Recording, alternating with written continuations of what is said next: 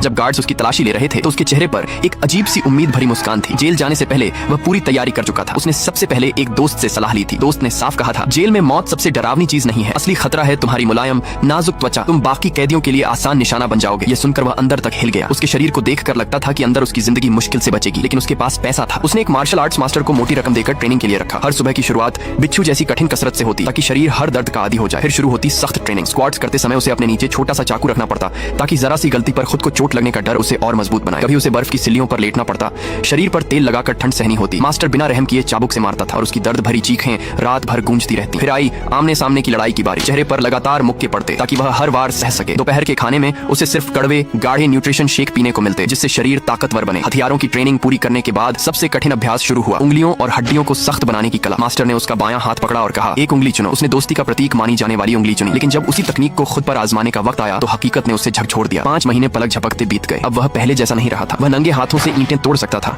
और लोहे की कीलों के बिस्तर पर बिना खरोंच लेट सकता था। आखिरकार उसने आखिरी लकड़ी का बोर्ड भी तोड़ दिया। उसकी ट्रेनिंग पूरी हो चुकी थी। जेल ले जाते वक्त दूसरे कमजोर कैदी रो रहे थे, लेकिन वह पूरी तरह शांत था। एक भारी भरकम आदमी ने उसे डराने की कोशिश की, मगर उसने एक ही दांव में उसे काबू कर लिया। वह आदमी दर्द से चीख उठा। जेल के अंदर कदम रखते ही उसे समझ आ गया कि अपनी जगह बनानी होगी। उसने एक बूढ़े कैदी से पूछा, यहाँ सबसे खतरनाक कौन है? बूढ़े ने इशारा किया। 2 मीटर से लंबा, करीब 440 पाउंड वजनी एक दबंग आदमी जो खास तौर पर खूबसूरत लोगों को परेशान करता था। उसने सबके सामने उसे ललकार दिया। वह दानव सा आदमी धमकी देने लगा कि सबक सिखाएगा, लेकिन कुछ ही चालों में उसने उसकी 3 उंगलियां तोड़ दी और उसे पूरी तरह झुका दिया। इसके बाद उसने सफेद गैंग के लीडर को भी मुक्का मारकर गिरा दिया। इस घटना के बाद पूरी जेल में कोई उसे चुनौती देने की हिम्मत नहीं करता था। अब उसने अपने नियम लागू किए, हिंसा बंद। जो भी नियम तोड़ता उससे वह खुद निपटता। धीरे धीरे माहौल बदलने लगा। कैदियों के बीच दोस्ती पनपी, नस्ल और धर्म की दीवारें गिरने लगी। जेल अब जेल कम किसी स्कूल जैसी लगने लगी। और हैरानी की बात यह थी कि वहाँ के लोग शांति से रहने लगे, जैसे उन्हें नई शुरुआत मिल गई हो। दोस्तों, क्या आप में इतनी हिम्मत है कि ऐसी कठिन ट्रेनिंग कर सकें? अपनी राय कमेंट में जरूर